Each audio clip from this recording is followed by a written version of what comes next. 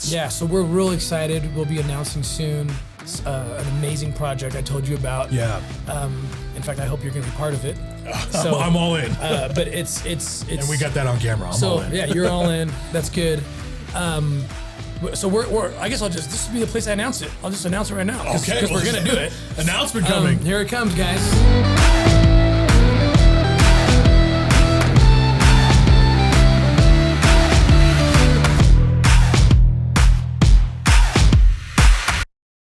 What's going on, y'all? Welcome back to another episode of The Bullpen. I cannot tell you guys how excited I am to introduce this next guest. I'm not mincing words when I say this man is literally one of my heroes. Me and my family have looked up this man for years. We talk about what he does. And if you guys know about Alpha Influence, if you're just following The Bullpen, but you know about my business, Alpha Influence, you know all about what this man does and who he is and what he represents. It's truly an honor to have you, Tim Ballard. Thanks for coming on, brother. Thank you, Thank man. you so much. So happy to be here. Tim Ballard. So just kind of give you guys an idea. For those of you who don't know, living under a rock, I'm going to make sure that changed right now. Give you guys an idea. Tim Ballard, the founder and president of O.U.R, Operation Underground Railroad, spent 12 years working as a special agent at the Department of Homeland Security. It was while working with Homeland where he began his job working to rescue children from sexual slavery and exploitation. This was at the time when the U.S. government began forming the first anti-human trafficking unit.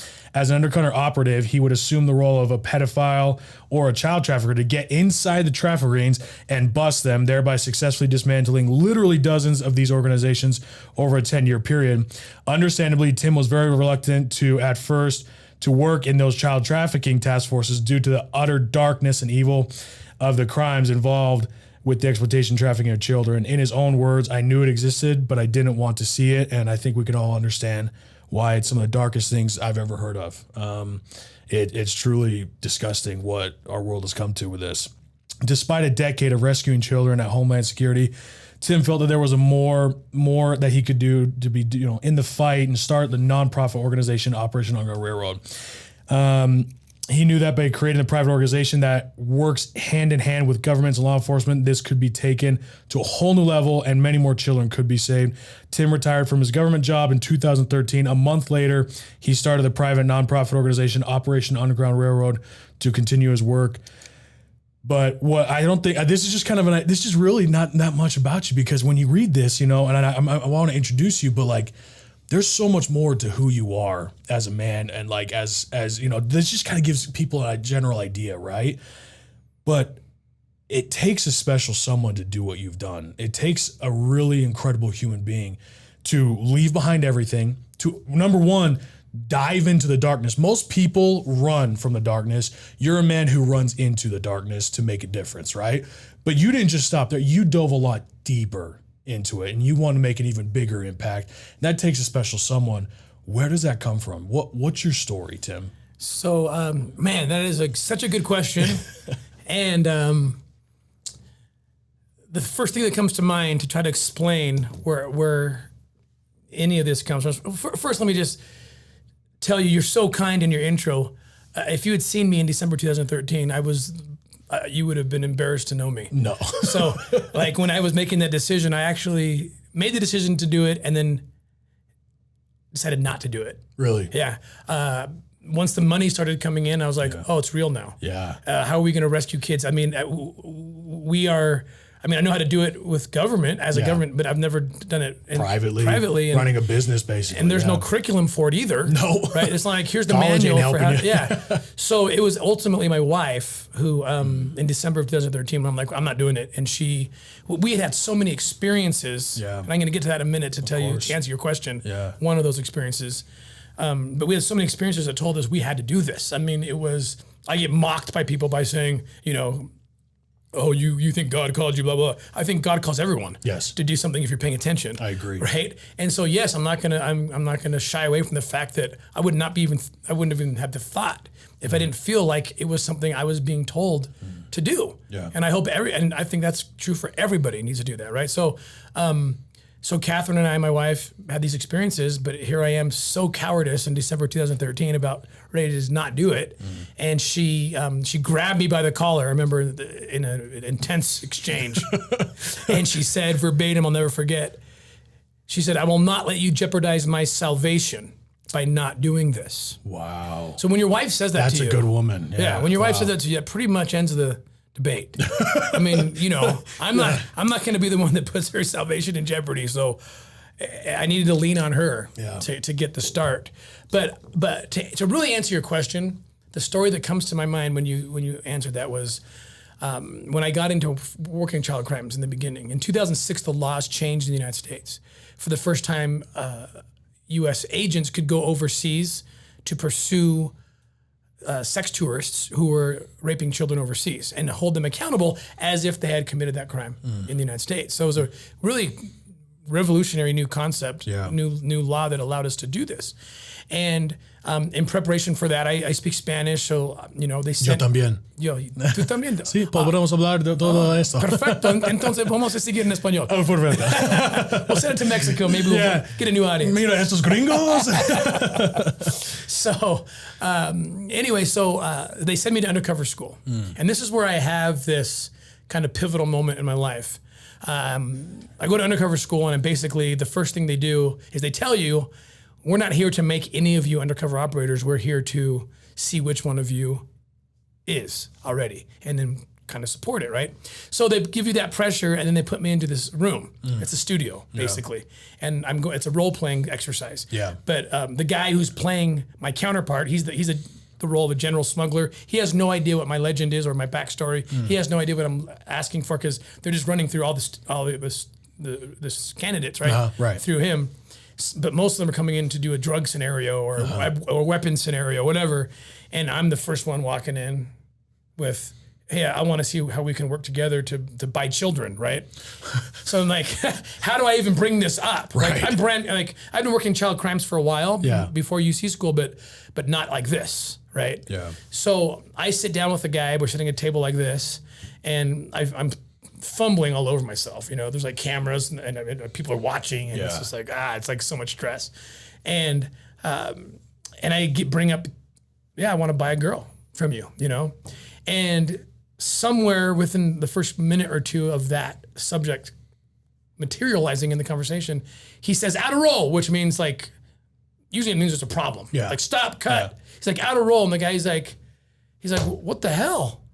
He's like looking at the guys at the, in the camera, whoever's watching. He's like, you guys know I have a 1-year-old daughter. Like, what are you bringing this crap at me for? And it was like scenario dead. And I walk up to like one of my instructors. I'm like, what's going on? He's like, well, Tim, bottom line is like, there's no curriculum for this. Like this whole concept of, really in the early 2000s, we didn't know. No one really knew how extensive this was. We didn't have the numbers. You couldn't Google and find things. Like it just wasn't. We were on the cutting edge of the whole thing. It was underground operations. Right. And how to infiltrate. I mean, when I went back to a training back east, I remember it was called the Child Sex Tourism Jump Team School they're putting together. Wow. And just the name alone, right? But I remember them saying, it was like, look, guys, we this is new. This is a new law. Like, you guys have to figure out how to go overseas and infiltrate trafficking organizations, right? Yeah. So I'm like feeling weighed down, but also encouraged to do something. Yeah. So what I did, and this was all the difference to me. And if I hadn't done this, nothing else would have happened. O.U.R. wouldn't have been born. We never would have done this. Is I turned to history. We were talking earlier about how I've written several history books. Yeah, anyone who doesn't know you, you're a history junkie. Yeah. A lot of people, I've had employees who thought it was just a coincidence. They saw my books on the bookshelves, at the bookstores. And they're like, I thought it was just a coincidence. This guy had your same name. I had one employee worked for me for a year. Yeah. And he had even read one of the books. And he didn't know it was you? No. So it's a different part of my life that I didn't realize till later actually is the same thing. Yeah. But I went and turned to history because I knew what we were fighting was slavery. And I knew that slavery had been eradicated, the legalized form, right? Right. In the 19th century. What did they do?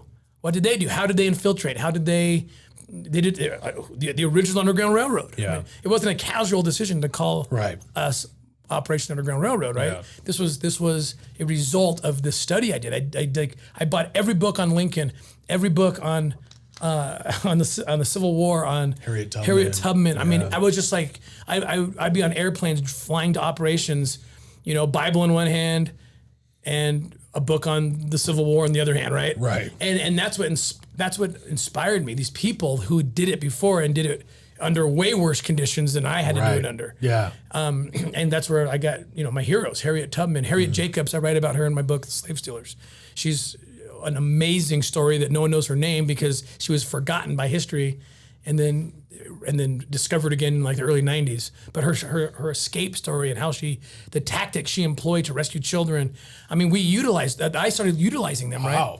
So I started loving liberty, like the idea of liberty way more than just, you know, you think of slavery as the rawest form sometimes, which we have children who are being controlled by people who are millions of kids, right? Literally being controlled. Yeah. And their bodies are being sold or slave labor, organ harvesting.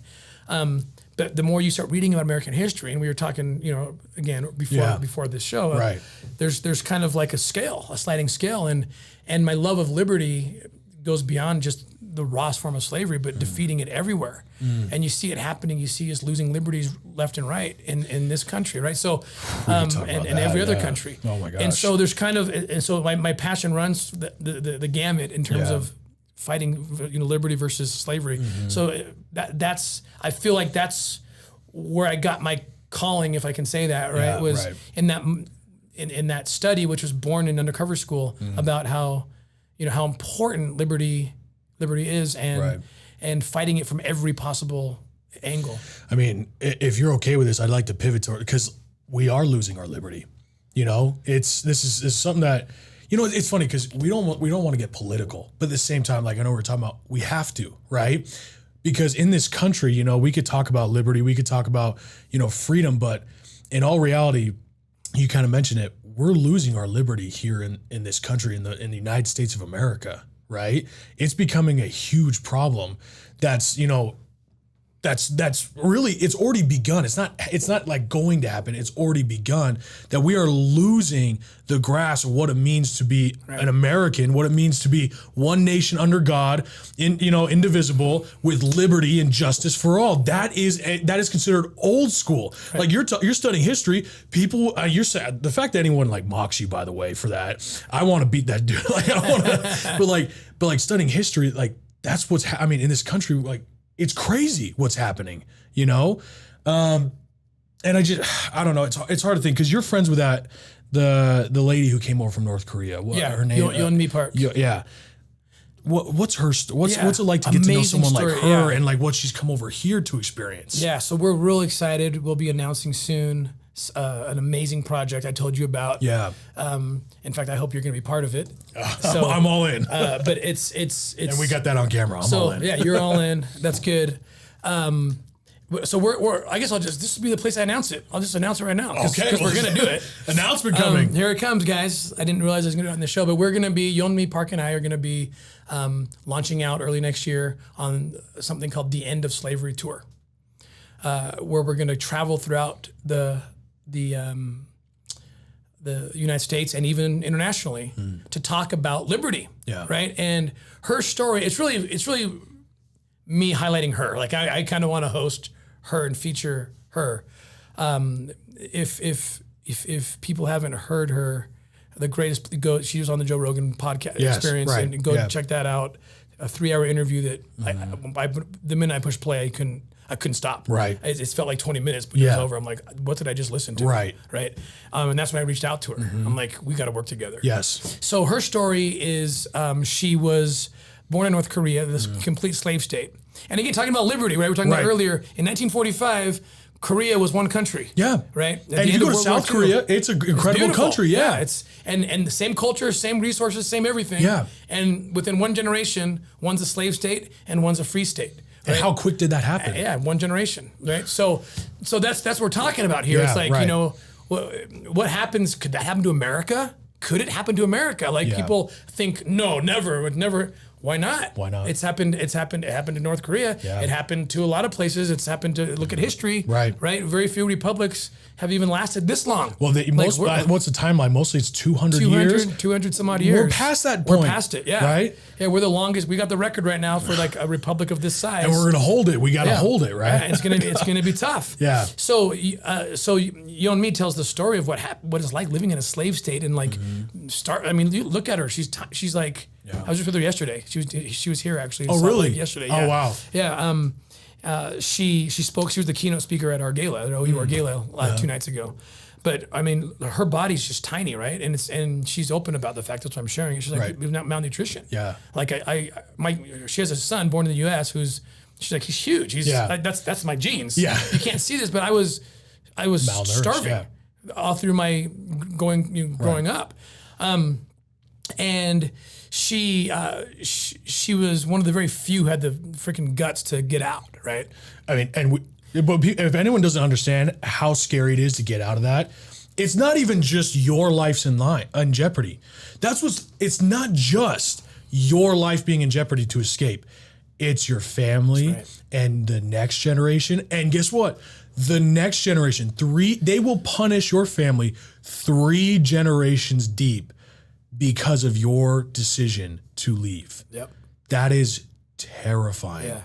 And they use your love for your family to guilt you into never doing anything. Right. I mean, we're talking about some of the most evil things on the earth, and that's like, we're literally talking about the most evil thing you could think of, right? And she did it. She's out, but now we need to understand what's going on there. We need to hear her story. Right? So that's what you guys are doing, right? You're going across the country telling that story because people need to know. Yeah. Right? Yeah. And she taught me things that I should have known being a so-called expert in anti-trafficking efforts, right? And I was just like, I had no idea. So she escapes. A smuggler takes her. Mm-hmm. And she's like, and the smuggler's not even charging her. It's like, this is great. Yeah. She didn't see what was coming. It was a trap. Gosh, yeah. So the only place to escape is China. Right. Right. There's no. She couldn't. The South is going to be completely cut off. Right. Yeah. She crosses a river in the midnight. Whatever. They get through, and boom, she is in sex slavery in China. She was promised food and a job and all this stuff, and they're like, just kidding. Yeah, you're going to be a sex slave now because China decided to abort all the babies in the last 100 years. That's happening the here. The little baby girls, Right. I mean, who was the planner for this one? Yeah. What do you think was going to happen? Right. Because here they are. There's 40 million men to one woman. Yeah. So China's like, bring up the North Korean girls. Yeah. There's estimated about 300,000 North Korean girls that are forced into sex slavery in China. What, because they defect, or the government actually sends them over there? Because I know I've heard a combination of things. Like really? Sometimes it's like an arranged thing where it's like, you're going to go do this. Wow. But if they can get, it's easy money for these traffickers because there's a market for it, right. A huge market in China. And you're working with China. You think they care? No. It's are pretty they clear. going to help you fight it? Right. No, they accept it because they don't want a bunch of horny 40 million horny dudes running around causing problems. Right. Give them sex. Yeah. So we'll just use these poor people that are already slaves and make them even into even a worse form of slavery, right? So she has the gut. She finds this Christian group. It's basically an underground railroad in China. Wow. It was South Korean Christians who took her in and her mom and helped her escape through Mongolia, South Korea, got there, started experimenting with freedom, but wanted to make it to America. And then she gets to America. Wow. And she is just so excited to be here until she still is, but she's like, you guys don't understand what you have, and you don't understand it to the point that you might lose it. Yeah. Yes. Like you might lose it. Like you don't want to chop away at your Constitution. Believe me, you don't want to take away the stories, the miraculous God-driven stories that built America, because that's what made America, right? And if you take those out, you're going to lose the freedoms. So she's coming at this. There's no politics in her head. She doesn't care. She doesn't care. She doesn't even know what left, right, Republican, Democrat. It has nothing to do with that. No, it has to do with just what is true about liberty, what is true about slavery, and it's pretty simple. Yeah. And so she just comes out and she starts. She's this is it, and she's like, if America is lost, there's nowhere else to run to. Believe me, because I was that person. Yeah, you trying to get to America. If America falls into a situation where we don't have the liberties anymore, there's nowhere else to run to, guys. Like it's, we are the last hope. So like Lincoln said, even in his day, America is the last great hope. Yes. So, I mean, you're talking about a woman who escaped not only one form of slavery, she escaped 2 forms of slavery in 2 of the most dark and communistic and tyrannical governments. She escaped both of those to get here. And now she's working with you, who I consider the man who fronts the efforts against slavery. There's no one else in this country who's fighting slavery like Tim Ballard. There is no one fighting it like you. And you represent that idea of what freedom can be and what we have to do. And I sit here, and obviously we're talking about college because, she went to college, right? She went to Columbia University, right? Yeah. College used to be something good. And I talk to entrepreneurs about this all the time. I believe college used to be something good and important, but I believe it's turned into an indoctrination camp for honestly just communism, socialism. Because I have a lot of friends who I grow up with who end up going to college and they come back and I'm like, this is a completely different person. Where did this come from? You hate the Constitution. You think our founding fathers were racist. Like, where is this coming from? It always happens in universities. Yeah. It happens in like where they're getting taught. And I'm the biggest anti-university at this point. I think we need to completely restructure everything with our colleges, with the education system, because it's an indoctrination camp. I told my kids, I said, if you go to school to learn a trade, something you can come out and immediately. But yeah, it's tough to know what's true anymore. I mean, there's even a poll recently. We've never seen a nation like this where 70+% of Americans don't even believe anything on mainstream media. Right. From CNN to Fox to everywhere. Right. It's like, and so what is true anymore, right? So like what helps me is I look at someone like Yeonmi Park. Yeah. Like if I want to find truth, I never experienced what she did, right? But I've had my own experiences indirectly by seeing it. So you get a very unique perspective about what can happen in a failed state, and you start really appreciating liberty. For example, we had a case in last year where these 10 women from Venezuela collapsed economy. Right. They took away your freedoms. They became a socialist nation. Collapsed completely. What are one of the fruits of that? The dark and corrupt fruits is human trafficking.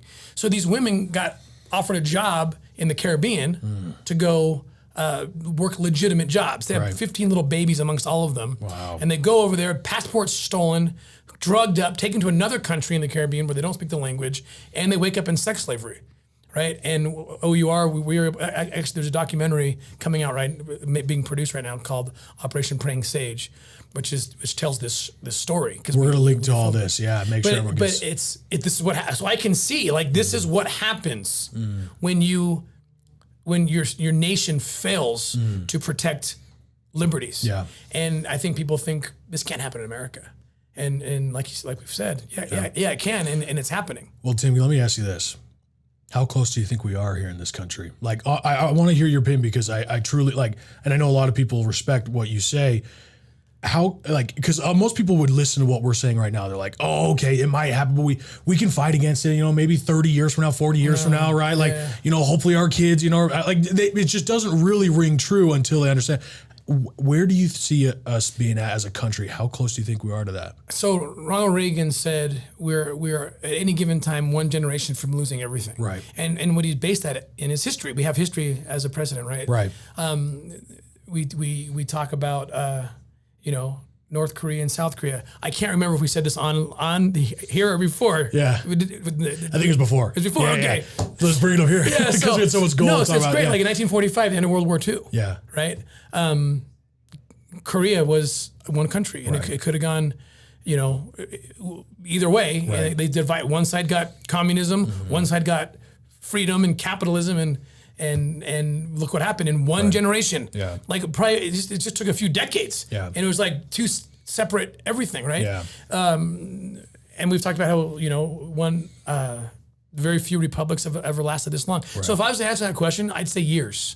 I'd say if we don't turn this ship around, I think but what I see at least, And you know, I'm not some kind of prophet or anything, but no. But what I think it could happen in a matter of years if we don't really start turning this ship around.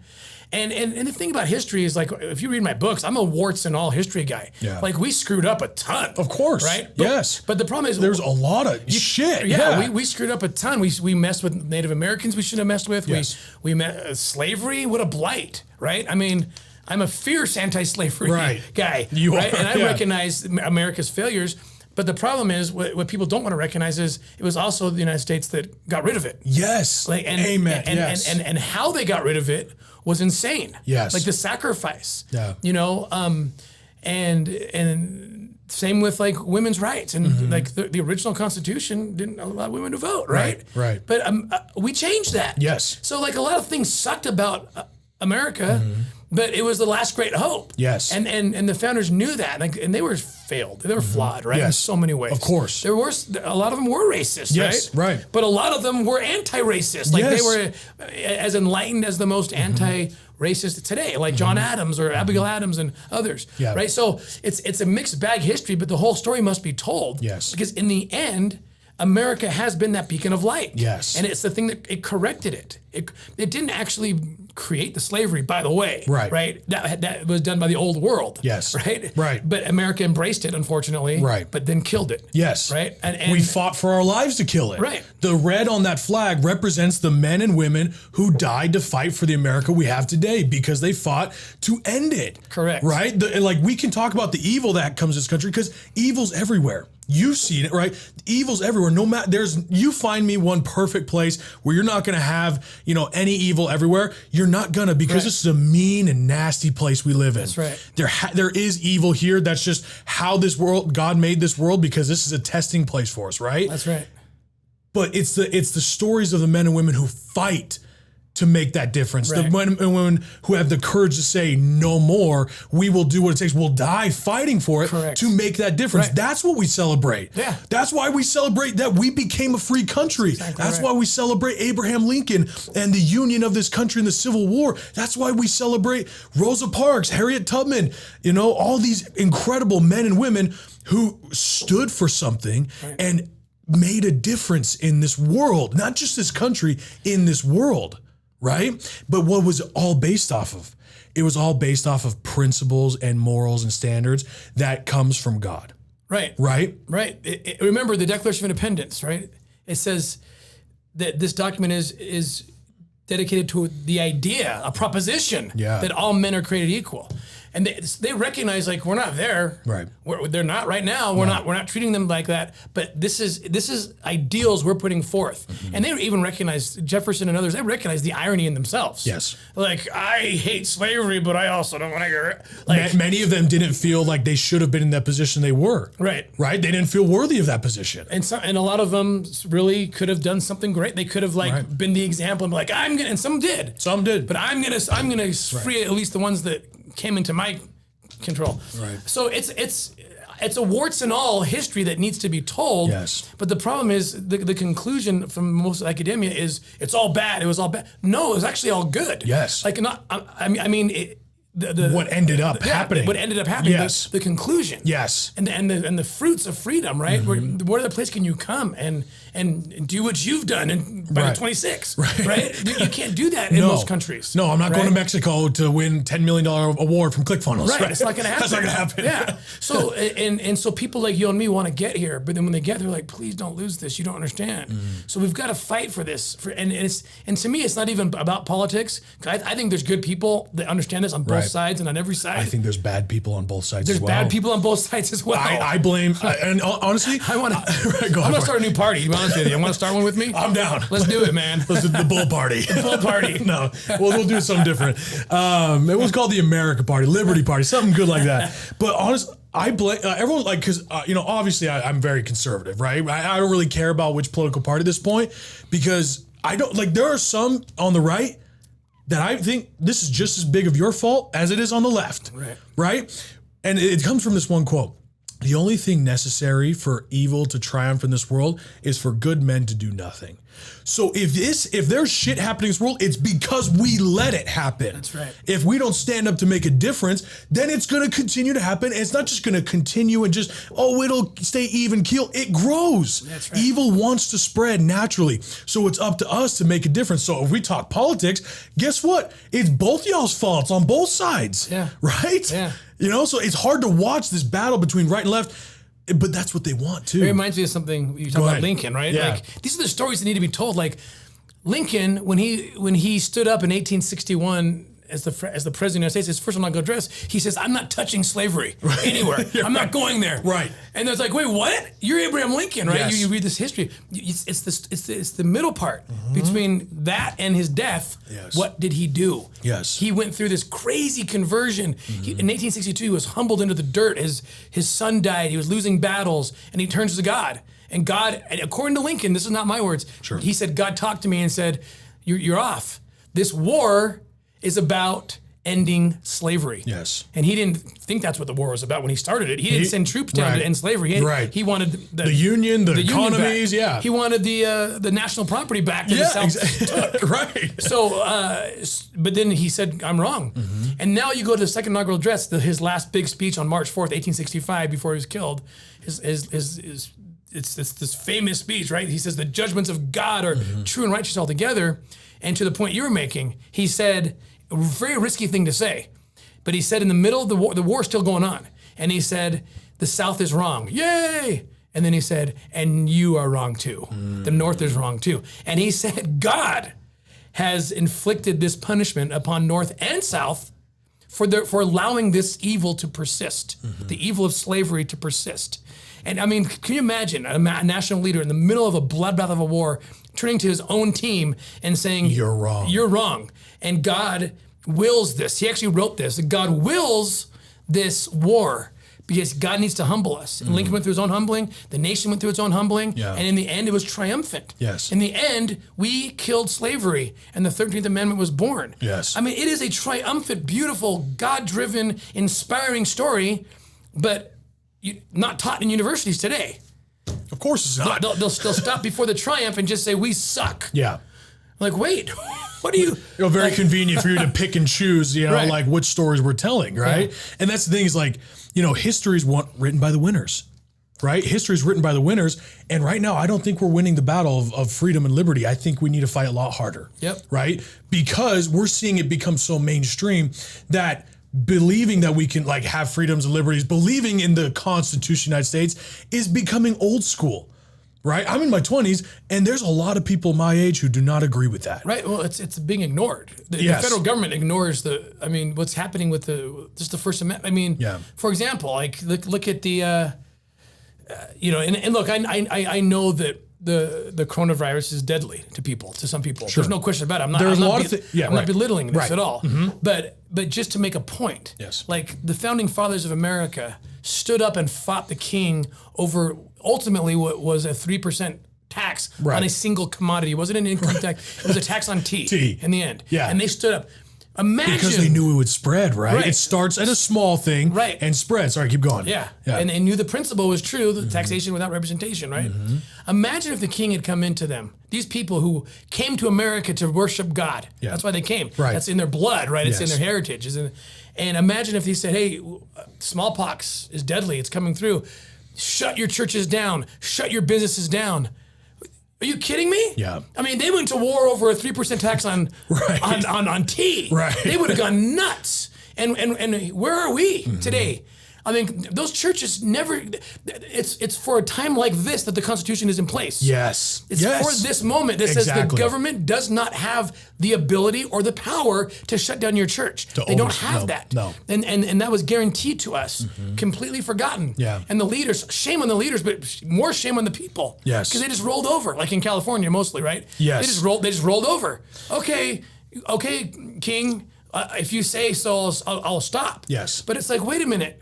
Why did they fight the revolution and the Civil War? It was for this moment, and the Constitution is that document that continues to, they set it up so it could be improved upon with new amendments. Yes. But in the end, it's our anchor to liberty. And to see it just, and again, I'm not going to get into everything on COVID because there's precautions that need to be taken. Of course, we talk forever about it, but just singling this one example out of where were the people where were they? Yeah. They just said, okay, so does that mean that whatever the governor tells you, you'll do? Yeah. I mean, it seems like it. You jump off a cliff. Okay. Right. Like whatever you want me to do, if you're willing to just abide by shutting your churches down and closing your business down, when clearly they have no authority to do that. Right. I mean, there's no clause in the Constitution that says, except for when there's a pandemic or except for when... That little asterisk we missed down there. Then the First Amendment becomes completely, relative to right. No. There's no relativity here. The First Amendment was on purpose, it was intentional, and it's the law of the land, and we don't respect it. Yeah. And when the people don't respect it, the government's not going to respect it. And the people don't respect it because they're not learning about it. Right. They're not being taught it in school. In fact, they're being taught it sucks. It's all antiquated. It's all bullcrap. Right. God is nothing. Don't bring God into this. Wait. What did Washington say? Do we celebrate President's Day? Yeah. Do people know that on April 30th, 1789, when he became the president, in his speech, I mean, this is his speech to the nation, right? America is born on this day, really. Yes. Right? Because before, we got independence, but we didn't become a United States until April 30th, 1789, when he stood at Federal Hall and he said to the nation, he said, quote, he said, the smiles of heaven, the blessings of heaven can never be expected on a nation that disregards the eternal rules of order and right, which heaven itself has ordained. In other words, if you are not righteous in this land, you will not prosper in this land, is what he said.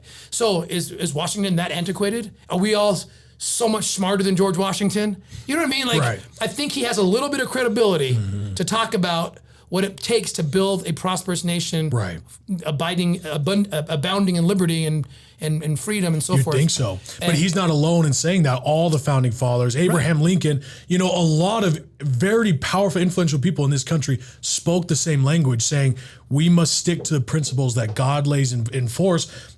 And that is what will get us where we want to be as a country, whether we're talking about liberty or we're talking about just as a country. That is the basis of everything we do in this country. That's what's built us to what we are today. Correct. Right? And I've heard this argument a lot, especially from my generation, about God and how look at all the evils that have happened with Christianity. And there are evil that have been done in the name of Christianity. But guess what? There's been evil done in the name of damn near everything. That's right. Right? You can't single out the bad to paint a brush over everything else, right? And that's what I hate so much when we're talking about, coronavirus, is we know it's a disease. Yeah, okay, it's a disease. And yes, you have to take precautions. But same with the flu, same with when you get, like when the swine flu came out when I was in elementary school, or when all this stuff happened, you take precautions, right? But then it became this political thing. And we're talking about Abraham Lincoln, where he said the house divided cannot stand. They want the division because that's what's going to break down this country, is the division. I identify with this and you identify with that. And no matter what he is said, no matter if it infringes on our rights, I'm going to do it. If they say, okay, I mandate this, shut down your church. Well, because I'm on the left, I have to be left, right? I have to go with this, right? Yeah. And I know we're talking about, it's so political, you don't want to talk about this, but we have to. Yeah. We have to talk about this because it is infringing on our rights as Americans, as human beings. You do not get to decide what I do with my life. And it's this great, my dad talked about this, is the great trade of freedom for security. Once I can offer you some security that you don't have to worry about it, just give me a little bit of freedom. Here's some security. We'll take care of it. We'll make sure no one gets sick. If it's one life, it matters, right? We heard all those things. That's the great trade that is always thrown out in order to get rid of a free republic or free country. Every time is to give up that freedom for a little bit of security. That's right. And that doesn't come unless there's evil out there. I don't know any tyrannical leader who didn't have a reason that he stood up and just said, I want to dominate all you and you're just going to own it.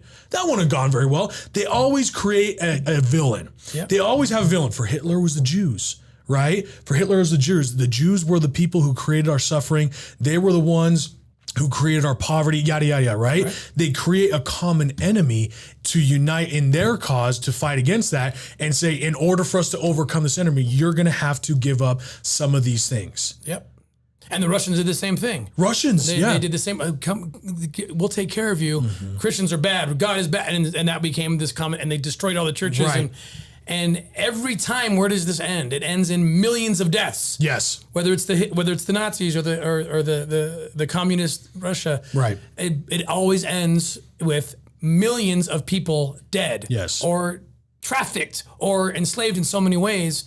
And if it happened in those places, it can sure as hell happen here. We're human beings too. Yeah. So we've got to stand up and resurrect the founding father, the spirit, at least the ideals, even if they didn't accomplish them in their own personal lives, right, or even in the national life, but the ideals they put forth, right, did build the freest, most prosperous nation in the world. Look at, I can order something on Amazon because look at what we've built. Yeah. But I love what you said, because they laid the foundation. And when we say that over so many times that we forget what that means. They didn't build everything. They laid a foundation for us to build upon. It's our generation, and it's what we have to do to build on top of it, to make it better. It's a never-ending process of improvement that we have to build upon. And yes, you can look back at what they laid their foundation with and say, that wasn't very good.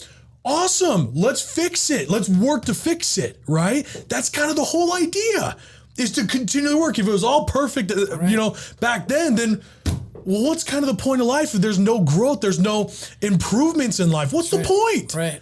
Why do we even live here? Like what? Like that is obviously not why God put us on this country, not on this country, on this earth. We are here to grow. We are here to become. And that means we look at the past and we are going to say, this is what happened. That's why we have scriptures. That's why God commanded the prophets to write scripture, so it could be passed down to future generations to be improved upon. That's kind of the whole point of the written word, of history books, of just history in general, to build and learn and grow and develop. Yeah. Right? The foundation is a foundation for a reason. The Old Testament, when you read it today, you're like, what? Right? You're like, what? But then there's a new law in place. Christ himself came down and established God's law. There was a time and place for things, right? And that is how everything is built. Yeah, I can look back at the Old Testament and think, man, that's kind of whack. Yeah. They did that back then. Like, God wanted that. But you know what? There's a time and there's a place for certain things, for growth to happen. And that's what we need in this country. Yeah. Tim, what do we need to do to reinvigorate that spirit? What do you see that we need in this country in order to salvage, liberty and God and the Constitution? So the answer to that, I'll take from the Civil War, okay? Because the question I had asked myself 100 times is, how did America allow this rawest form of slavery, like to its core? This was sex slavery, slave labor. That's what the transatlantic slave trade was, right? Yeah. How did people in this country, it's embarrassing. Yeah. There's not even a word worse than that. Right. I don't have a word for it, that we allowed this to happen. Mm-hmm. But more importantly, how did it finally end? The legalized form of it. And in that answer is the answer to that question. So how it ended was it wasn't Lincoln, obviously. I told you he stood up in the beginning and it was saying, I'm not going to touch slavery where it exists. Yeah. And so what happened was, this group of people, for some reason in the 19th century, I'm not sure how, it was definitely God-driven, and they'll tell you that. I'm talking Harriet Tubman, Frederick Douglass, Harriet Beecher Stowe. The abolitionist movement begins, right? And the people get loud. And the media of that day is books, tracts, speeches, basically, right? When Abraham Lincoln met Harriet Beecher Stowe, who wrote probably the most viral piece of literature that went out against slavery, was Uncle Tom's Cabin. Right. When he met her in the middle of the Civil War, he said to her, and this is post his conversion to what the war was actually about, he said to her, and these are the most important words maybe we could learn from the Civil War. He said, so you're the lady who wrote the book that started this war. What he meant was, who started the real purpose of the war. Yes. And what does that tell us today? That the only answer to this question, and we're fighting modern day slavery. I say this about O.U.R. Yes. Like, we've been blessed to participate in the rescue of close to 5,000 or more women and children, right, in 20 some odd countries. That's a drop in. I mean, we'll do the whole thing over again for one. Yes. Right. Right. But in the end, statistically, that's not going to end it. Right. It's gonna alleviate the one, which is important to us. Yeah. But what's gonna end it is the same thing that ended it in the 19th century. People getting loud. It's not just books and tracks now. It's podcasts. It's what we're doing right now. Yes. It's documentaries. It's movies. It's getting this word out. It's the end of slavery tour that you and me and I are gonna do. Right. By the way, everyone listening to this, make sure you guys get ready for that. That's going to be incredible. It is going to be incredible. We're and that's the answer. Yeah. In the end, that's the only way that we're going to end the rawest form of modern day slavery, which O.U.R. seeks to fight every day, right?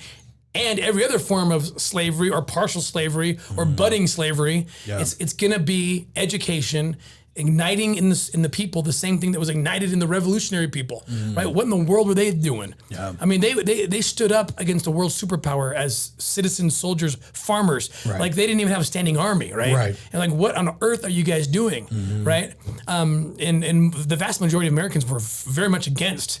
Even though the principle, but they were scared to death. Yes. But it just happened that the third that believed were the ones that God put in charge of the country, right? The Adams, the Jeffersons, the Abigail Adams, and so forth. So they're the ones that are like, no, we're going to do this, right? But you have to. Even then, it started with an idea, with an idea that is carried by the Spirit of God into people. They're converted, they get it, and then that Spirit gives them the courage to stand and fight.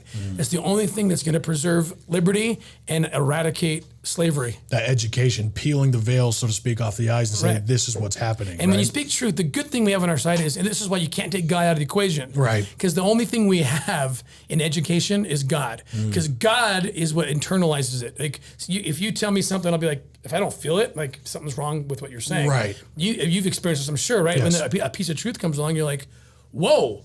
Okay, no, this is truth. Not because Fox News or CNN said it was true. Right. But because I can say that something bigger than me just told me this is true, and then you put it into practice. Yeah. And if it works, it confirms it works. This is how it goes. Yeah. So we've got to rely on God and encourage people to. Again, it's not my words. I'm just some kooky Christian. You can call me whatever you want, but are you going to call Harriet Tubman that? Right. Are you going to call Frederick Douglass that? Right. Are you going to call that to John Adams and Abigail and to Washington? Abraham Lincoln. Lincoln? No, you're going to be pretty silly to do that, considering the great things that those people did. And each and every one of them have one thing in common: is they turned to God. Yes. And they invoked God, and they recognized the miracles that came from that invocation. So we've got to bring the true history back. Because they're the ones with the credibility. I don't have the credibility that Harriet Tubman has, not even close, right? Right. But you want to throw fiery darts at her? Go for it. Yeah. At your own risk. Yeah. But she is the answer to the question of liberty today. Yeah. So I mean, I know I keep saying this, but like, I hate college. I hate university. Well, I hate what it's turned into, because that is not being taught. You're talking about the re-education, how important that is. That is not what's being taught. It's the exact opposite. That's what's being taught in a lot of ways for the younger generations of, God is evil. Look what, how evil Christianity is. Look at, how evil this country is. And that's what's being taught in so many colleges. Honestly, the only college I know that's that much different is BYU, right? I know there's a college out there, but you go to so many colleges that are just listen to what they're talking about. You're like, how is this curriculum? How is this being taught? And so it takes people like you to, if that's what it requires, to go across the country and to film it and put it out there for everybody to re-educate, to make sure everyone knows this is the true history. This is what really happened. This is the good things about our history. You're going to be taught that there's so much negativity in our history. This right here is what that American flag stands for. This is what we fight for every day. And it's that education that's peeling back the veil, so to speak, so people can understand this is what it's really about. This is what we need, right? Exactly right, man. So let me pivot to ask you something here. Yeah. Okay. Obviously, we have Sound of Freedom coming out. Yeah. When's the release date for that? By the way? I haven't heard the exact date, but they have told me that they're planning a February release. So we'll make sure to link that and make sure everyone knows. Sound of Freedom, that movie coming out with Jim Caviezel, playing you. How cool is that, by the way? Yeah, crazy. Yeah. That's incredible. But we're talking about O.U.R. and all this, right? It's really hard when I hear about this stuff to almost, I hate to say it, but go to war with what's happened. That is the most evil thing. We're talking about children being kidnapped, tricked, sold into sex slavery, and sometimes even darker than that, like literally murder. harvesting organs, right? That is happening all around the world, but more important, like maybe more, it's happening in our backyard. Here in Utah, here in the United States of America, it's here. Yep. And, you know, there's so much happened that people are really starting to see, oh my gosh, this is really happening. You know, it's really hard for us to, like, obviously the education is important, but it's really hard to not want to say, we need to go to war with this. Like, there was a war on drugs. Why don't we have a war on sex trafficking? Why isn't that more of a pressing thing in our government? Or really just across the nation? I hear more about climate change and I hear more about other things than I ever do hear about at a mainstream level, child sex trafficking. Yeah. Why is that? It's hard to grasp. It's so hard. You know, we come back from operations and you just can't, you see the headline news on any network and it's just like, how did that make the headline? First of all, the headline doesn't even match the what it's happened. all BS. Yeah. You know, it's just someone poking someone in the eye, right? Right. That's what media is now. Of course. But they're just, you know, I don't even blame media as much as I blame the people. Right. They're just giving the people what they want. They want to be pissed. Right. They want that dopamine hit of outrage. We're the ones who watch it. We vote with our dollars and our time. If we're watching it, then they're going to keep doing it. So we've got to get the people pissed about something like, I don't know, children being raped. How about that? Like, you want to be pissed about something? Don't fall for some political trick to someone poking their political enemy in the eye and get pissed. Right. Why don't you go to the root of all evil, like the most evil thing, which is not some peripheral thing, by the way. Right. It's estimated there's 30 million people enslaved today. It's generally recognized as the fastest growing criminal enterprise in the world, catching the drug trade. You can sell a bag of cocaine one time. You can sell a kid 10, 20 times within a 24-hour period. So it's very lucrative. $150 billion a year are exchanged for the buying and selling of people, women, children. To give some perspective, because that number is so huge, right? That's the equivalent roughly to, with $150 billion, in other words, the amount spent on buying and selling people every year, you could buy every Starbucks franchise in the world, right? You could buy, in addition to that, every NBA team and still have enough money left over to send every U.S. kid to college for 4 years. That's how much. So this is not some peripheral thing. Every that's like year. Every year, right? Oh my gosh. I just executive produced with an amazing team called DNA Films, the Emmy-winning team. A documentary just barely released. It's hitting the festivals. It's not even technically released. It's called "It's Happening Right Here," and it talks about, because people are like, oh yeah, slavery, that trafficking, that happens in faraway places, far from me. And actually, you know what? The United States, we're the #1 consumer of child rape videos in the world. And which means our kids are endangered. And so there's this false sense of security, again, here in this country, that we're free, we're protected. It's Happening Right Here is a revolutionary film that will it breaks right through that and says, no, it's invaded, it's here, right? The rawest form of slavery has hit us and it's hitting our children. So we got to we're excited to promote that and get that out. And again, like I said, it's all about education.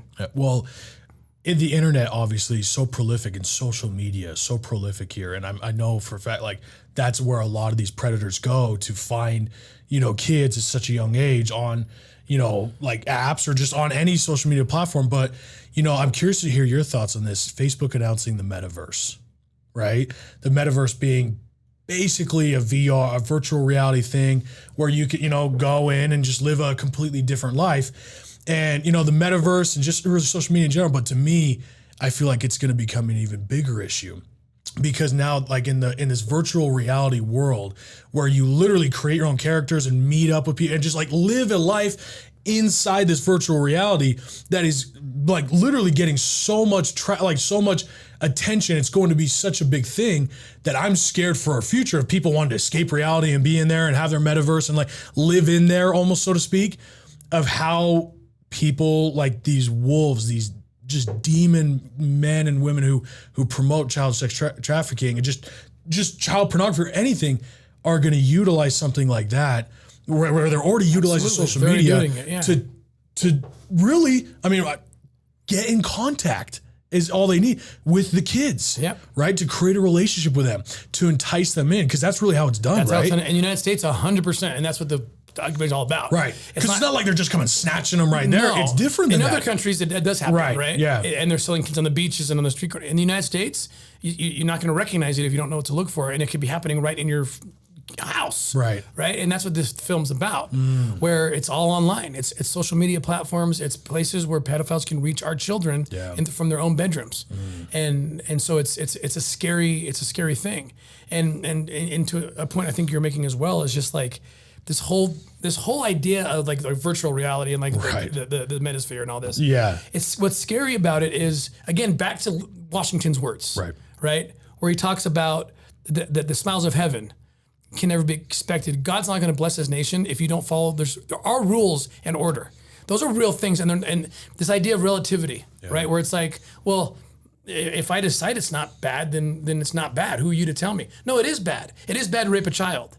This is scary, but my director of aftercare just got back from a conference of like mainstream therapists. There's an entire group of therapists who are promoting the idea that we are denying sexuality and orgasms to children because they can prove, and I'm not kidding you, dude. Like UC Santa Cruz has put up papers on how children can technically have orgasms, which is true because they're adults in embryo. They have, they're growing into this.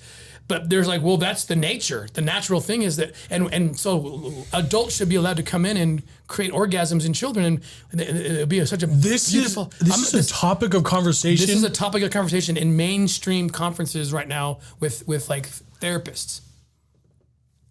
I've been tracking it for a while, even in the early with the existence, even in the mid 2000s, with the existence of an organization called the North American Man-Boy Love Association. NAMBLA. Have you heard of that? No, I don't want to. So this is an actual organization, the North American Man-Boy Love Association, and they are the ones that promote all this literature, saying, look, they're trying to change the laws in the country to make it legal for adults and children to engage in sex.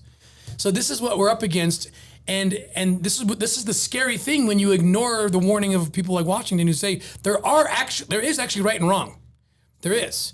Okay, and pedophiles are trying to get added to the letter, LGBTQ, the P, the preferred. I have heard that love has no bounds, so to speak. They're called not age, not anything. Yeah, so they're trying to get themselves added to that group where it's like this is who I am. And if you deny it, you're going to get canceled. Right. I mean, I know it's crazy for people to think that we could get to the point where literally a pedophile, if you call someone a pedophile, you get canceled because how dare you? This is who they are. Like, but a child's getting raped. But then I got to remember, of course, the same people who are promoting this are the people who are promoting killing babies, even partial birth or just out of the womb. I mean, if you're willing to do that, I guess you're willing to do anything. Right, when they're born. But there is actually rules of order and right, which heaven has ordained. Yes. Washington spoke of it. Lincoln spoke of it. Yeah. Tubman spoke of it. Right. And today we're just like, nope, we're clean board. Just burn all the books like the Nazis did. Burn all the history. It's all sucks. Yeah. We're starting a new order. Yeah. And in this new order, if you don't agree with us, you're canceled and you're dead. And well, what if kids get raped? Well, maybe they should get. Maybe they should. Maybe it'd be good for them. Like this is where we're at, bro. Like this is. And you're talking about infringing on in the name of liberty. In the name of liberty, right? That's what they're saying. In the name of liberty, it was like Lincoln pointed this out, where the South, they claim we're fighting for states' rights. It's our freedoms. Your freedom to enslave somebody. That's what you're doing. You don't get the freedom to enslave somebody. They're making the same arguments today, right? No. This pedophile has the freedom, should have the freedom to rape a child. Oh, in that case, I got the freedom to go down to his house, take my Mark 18, and just keep going. I'm so sorry. Oh my gosh. But this is the reality of the world that we're living in, and people are going to say, "Oh, whatever, Tim, you're an alarmist." No, I've been watching this trend for a while. That is mainstream. It's happening. It'll be just give it a couple of years. And let me tell you, here's where I think it's going to happen. This concept of emancipation, children emancipation, like child actors used to use it, right, to get freedom from their parents. Well, this is growing where like a 14-year-old can be emancipated from their parents and be independent, right? And this is where pedophiles are going to go. I'm telling you, there's going to be this thing where it's like, I'm 13, I can do what I want, and I have a 50-year-old boyfriend, and I'm going to just get emancipated. And the government, if we don't switch things, will start backing this. And again, in the name of liberty, this person should, this 14-year-old should have the opportunity to engage in sex with her 50-year-old boyfriend, right? No, that's the opposite of liberty. You're going to destroy this child. I've seen the brain scans of a child who's raped over multiple years up against the brain scan of a child of the same age who was in a severe trauma to the head, automobile accident or something. You can't tell the difference. Like there's orders of rules. Trauma. Yeah, this creates trauma. Children can't do this. No. Children can't be played with this way and destroyed. This is an order of this is one of the rules of order and right which heaven has ordained, right? Yes. And you don't even need to read about it. Your heart will tell you. Right. Just this is why you need God, yes, right? Like this is wrong. But children are under attack. I'm telling you. Like it's a really scary world, and this is what we're trying to stand up against and fight. I mean, like I said, it's hard to hear that and not honestly say, no, I'm not waiting around for, you to go into the, for the government officials to go vote on this. We cannot wait around for this to become something that we'll see what happens if it becomes mainstream, if it becomes a law, we'll see. No, we cannot wait. That's why it's so hard to listen to that and say, just point us in the right direction. Where do we go to shut this down now? Right.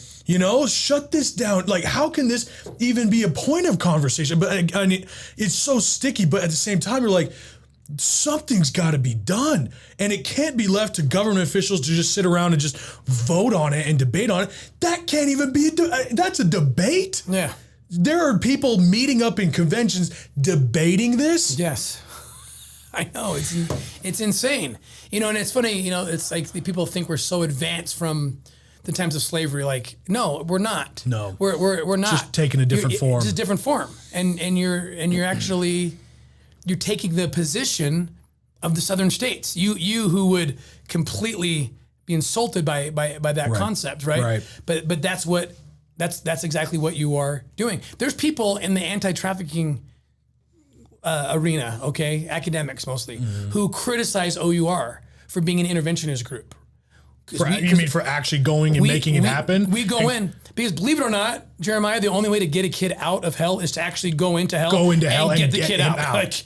And they're like, no, that's not the right way to do it. Well, in my opinion, I'm just be honest, it's an agenda where it's like, oh, the intervention groups, you guys get all the money because, but we want money for our conferences and our books, and which I support your books and conferences. And so they're trying to take us down by acting like that's not the right way to do this. One presenter that I listened to at a university, a self-proclaimed anti-trafficking expert, said that the answer is just give condoms freely to everybody. That way they don't get STDs. I'm like, wait, what? The 10-year-old? Are you kidding me? And then it's younger than 10 sometimes. Oh, right? For sure. Yeah, definitely. Babies. Yeah. And no, so it's just like But I made the argument and they hated it. I'm like, do you understand that you're taking the same argument that the South took? That's what they said about slaves in the 19th century and before, right? Yeah. They said, no, they have it better. It's better just to leave them alone. I've actually been accused by people of creating a traumatic experience because we went in with the police, busted open a door, and there were, kids who were in the room that we got out. Kids were being sold for sex. You traumatized them. They had to see the guns, and it's just like, so what are you saying? Going with flowers? What they're saying is they're better off. They're actually better off where they are, which was the argument that was made by the southern states. No, these slaves are better off here. Their lives are good. It's like Gone with the Wind. Right? That movie will teach you that. This horrible lie. Right. That, no, this is a good, beautiful system, right? And it's just like the more things change, the more they stay the same. You see the same arguments just being regenerated by the same evil source. Yes. Right? Ultimately, it's darkness. It's a spiritual warfare. Right. And it's just reapplied and it's so disguised that it's in the name of liberty that we justify slavery. Well, evil never just outright comes out. Like I said, with tyrants. They never just outright stand up and say, I'm a tyrant, I'm taking over this country, and all you are going to have to do this. Evil never presents itself with the horns and the scary stuff. It presents itself as a twist of what's good. Right. If you're, anyone who's Christian, who's read the Bible, understands when Satan tempted Jesus, he quoted scripture. That's right. He quoted scripture trying to twist the very word of the Lord to try and tempt Jesus Christ. And so we have today someone trying to twist the very fabric of what it means to have liberty and to be safe and taken care of, as in to say, you're infringing on my right and my liberty to have sex with a child. You're infringing on my right to do this. And honestly, if you don't let him, you're going to traumatize him. Right. You're going to harm him more because he doesn't get experience orgasms. Oh, you came in with guns? You traumatized him. Yeah. What a twisted way. And I feel bad for someone who has honestly gotten to a point where they can even have the gumption, the conscience to say those things, to come to you and say, you're not doing it the right way by taking them out of hell. You're not doing it the right way by going in guns, like with guns, because you're traumatizing these kids. Are you kidding me? Yeah.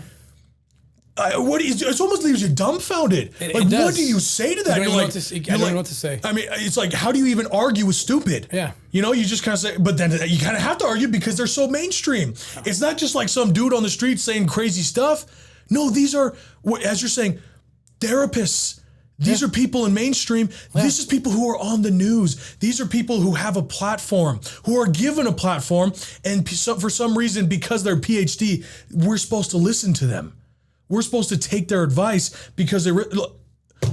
I'm like sitting here like, what do you even say to that? That's why I'm like, you're almost sick of hearing this debate. It's like there are children out there who need our help. There are people out there who are suffering, and it's time. It's time to make a difference. Whether it means we will plunge into the hell and take them out, or whatever we have to do, you kind of have to do it. Yep. That's really. That's just what God calls us to do. You don't send around and say, there's evil there. What should we do? I don't know. Maybe this, maybe that. Go do something about it, right? Yeah. That's why I love you and what you've done in O.U.R, because you go into the hell. And it's not, I know you'll say this, it's not about you, but at the same time I look at you and I say, I don't understand how you do it, because I don't understand how you sit there and you see these men and you don't want to strangle them. And I know you do, but I wonder your thought process, because I know you're doing it for the betterment of the child, but at the same time, you see this person wanting to sit there. I just, for you to keep going back into that takes some of the most incredible courage that we've ever seen in this country. You are a modern day, anti-slavery. Revolutionary? What's the word we use for people? I'm losing the word. What's the word? Abolitionist. Thank you. You are the modern day abolitionist who's leading the charge on that, and that is not obviously not a small thing. That takes more than courage. That takes a calling from God to say, I need you to go save my children. And there's obviously something behind that, but I just sit there and think, what you're doing has to be from God, because that kind of hell that you're plunging into over and over, I can't even think about it without getting teary-eyed, let alone sit there and operate this, operate this, what's the word when you operation to save these kids, to actually go through with that, the kind of poise and courage you have to do that. What's that like? Well, it is. What our operators have to do is so hard. And we've been able to recruit like the best. Sure. The best people right now. I have just these operators throughout the world to have to pretend to be into children sexually, to pretend to do that.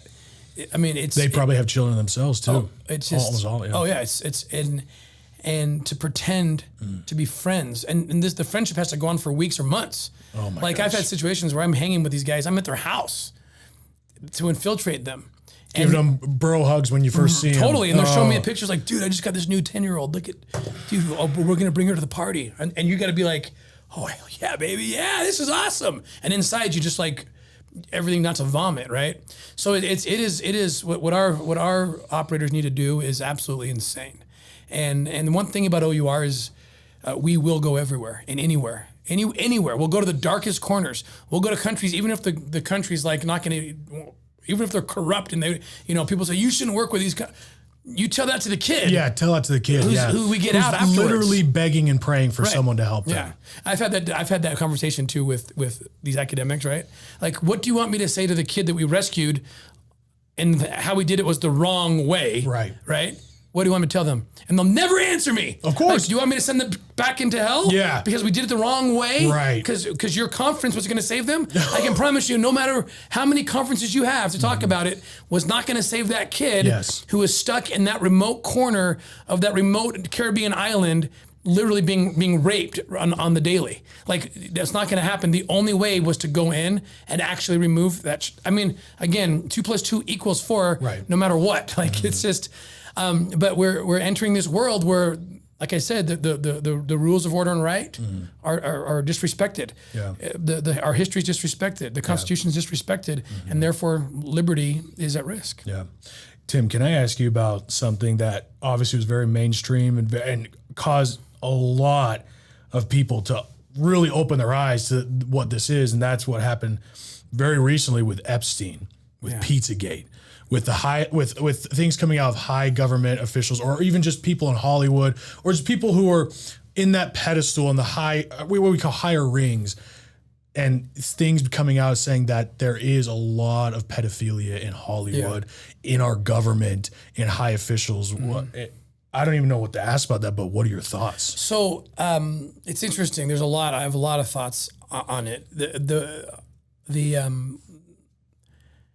The sin or crime of child rape, right, is one of the most difficult things in that there's not a profile. With other crimes, you can almost see it on someone's face or how they live their life. You can't in this. It's born of sex addiction, which is born, frankly, from a pornified world that we live in, which desensitizes men and actually creates, in a lot of cases, creates desires and appetites for things like children, right? Which is a whole nother topic we can talk about, the pornification of the world. So that's the hard thing. So yes, it'll exist. It'll pop.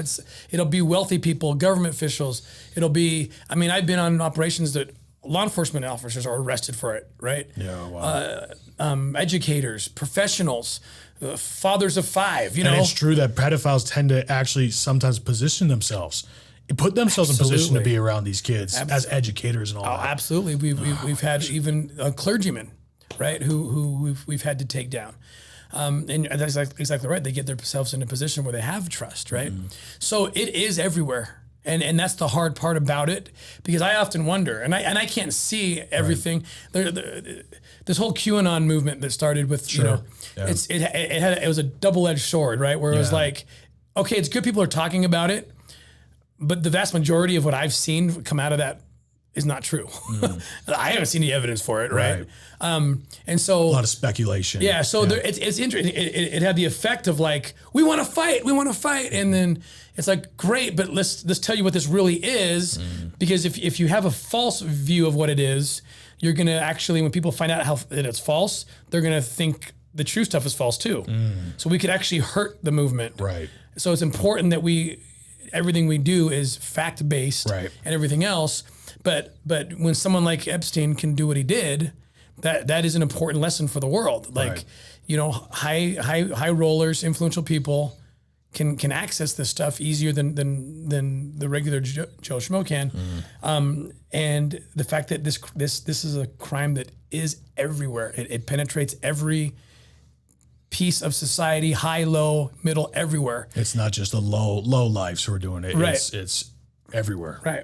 Which means we need to be on even more high alert, which means we need to be talking more about it, which means it should be the freaking headline every day until we end it. Right. And then we can get into our blue and red tribal wars and you can fight. Sure. But let's get together right now and make that the headline until we've eradicated that. It's hard to think of a banner that wouldn't unite the world in this country other than let's save kids from being sold into slavery.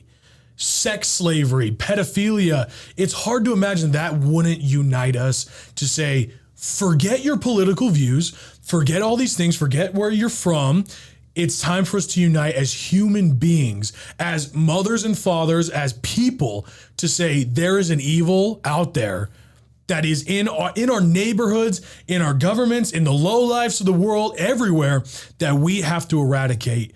It's hard to imagine that would not be a banner that just unites all of us. I think it may be, with the exception of the fringe pedophiles and sick therapists and those, the NAMBLA folks, okay?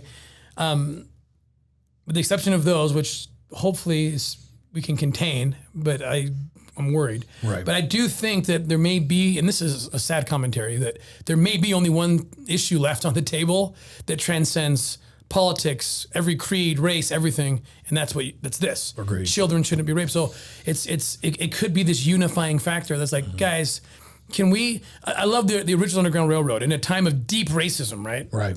You saw groups, this group form that was made up of black people, white people, Mexican, German, it was all creeds and politics and races that dropped their petty personal, issues, right, and said there's something bigger than us. Slavery shouldn't be happening, right? Yeah. And that's what we need to learn from that and do the same thing and reach across the aisle and hold hands with our political quote unquote enemies, right? And say, guys, let's put everything down for a second. Let's stop this madness of the politics of America. Right. Let's join hands and let's go get these kids out. I wish we hear about it more, on mainstream, right? Because you're fighting the fight to spread that. I know a lot of people who are fighting the fight, but, like I said, I hear more about climate change and I hear more about, drugs or who voted for who and who didn't than this. You and me, Park, 2 nights ago at the gala here in Salt Lake, she made this point. She was like, I just don't understand. And she's so honest because she comes from the most honest place. Right. So she gets up on stage and she's speaking 2 nights ago, and she's like, when I got to America, I couldn't understand. Like, don't you know that there's 300,000 North Korean girls stuck in China being sold as sex slaves? Don't you know that there's 30 million slaves in the world that she's out riding? Or there's children in Korea who are eating rats to survive. Right. Yeah. She's like, do you not know this? Because she's like, I walked into a mall and there was a toy store for dogs. And she's looking around and she's like, she didn't understand it. I'm like, oh no, these are toys for dogs. She's like, do you know, there's not even a toy store for kids in North Korea. There's certainly not a toy store for kids who are being trafficked and raped. Right. Okay. But she said, I would have been better off born in America as a dog than North Korea as a woman, right? As a girl. And her point is profound, right? Which is like, where are our priorities? I love dogs too. I do too. I got 2 big pups, and I know they're spoiled. I have them myself. Yeah. But how are these things taking priority over the rawest form of slavery, sex slavery, organ harvesting? This is real, millions, right? And you and me just like pulling your hair out. She's just like, where are you guys? Right. Like what is going on? But we're so ass backwards on how we prioritize things. Yeah. But again, not to beat a dead horse, back to Washington. There's rules given from God. Yes. That if you don't respect, that's when you get lost. The moment you step away from those, you lose all standard or guidance, if you will, And what, listening to, what she says, people who listen to this podcast know my story. And, when I was a kid, I was bullied pretty heavily, right? And the question I always asked myself was, why won't any of you help me? I saw these kids on the playground and I saw them watch. I was pinned down, getting beat up, right? Or chocolate milk getting poured on me, or tater tots shoved in my mouth saying the fat bull needs milk, shit like that, right? On a daily basis. And the question I asked always was, why won't any of you help me? I felt trapped. I felt like there was no hope. And it wasn't until my dad pulled me aside and he said, you're going to have to be Superman. No one's coming to save you. You have to do it yourself. And then once you've done that, don't stop there. Don't you dare stop there. You go save others. And obviously, I'm getting chocolate milk poured on me, in the United States of America. So when I hear these stories about these kids, or what these kids are going through in North Korea, or what, all these things, and I sit there and I think, in a small way, I know they're asking that question, because if I ask that question, where I got to walk home to my house, after school, right, where I true moo in my hair, right, it's not honestly, if I look at my situation as Kim, it's not that bad, it really, you had it pretty good, kid, and I look at, I'm like, I have it I live in America, I live in this country, and I look at that and I go, But what they're going through, the sheer hell that they have to live in, not just go to school and then come back from school. There's a little bit of escape there. They wake up in it every day of their lives. They have no choice. It's their life. And I know for a fact they're sitting there asking themselves, is there someone out there who can help me? Right. I know they are. And I know when, Miss Parker says these things, she comes from that. She's saying, she's pulling her hair because why aren't we doing more? Right. We need to do more. You've seen it and you were called to arms saying, we have to do more. And it's not until you experience and see the hell that you realize this has to stop.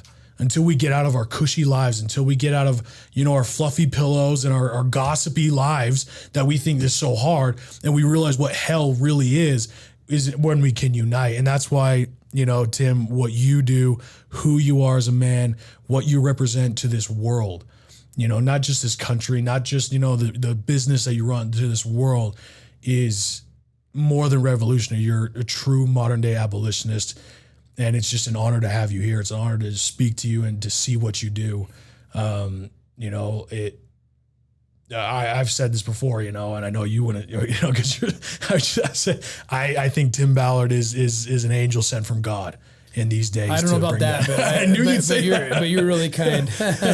But I'm grateful for the warrior that you are, for bringing this to my attention, to everyone's attention. This is what you do. And I know there's a bigger war that, is going to be fought, and you're the man for it. And any way I can support you, I'm here for you, brother. Thanks, man. We're trying to build an army and find greater warriors than any of us, that will stand up and fight for freedom at every level. So we appreciate your support. Tim, is there anything you want to leave us with? Just guys, this, liberty's under fire, and get your head in the game, or you're going to be super sorry you didn't. Yeah. Everyone, go follow Tim Ballard, Tim Ballard 89 on Instagram. Follow O.U.R, O.U.R Rescue. Follow the Nazarene Fund, because what people don't understand is that Tim does so much more than just Operation Underground Railroad. He fights for freedom all over the world, whether it's Christians all over the world, in China, in the Middle East. I know what you guys were doing with Afghanistan. I wish we could have touched on that. That was just incredible. And honestly, and also awful what was happening, and what you're doing to fight for freedom and liberty is so much more than even this incredible, banner that you fly with O.U.R.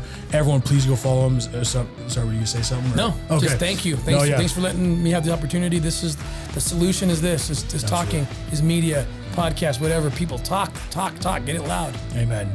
Thank you for coming on. Thank you, brother. Appreciate you.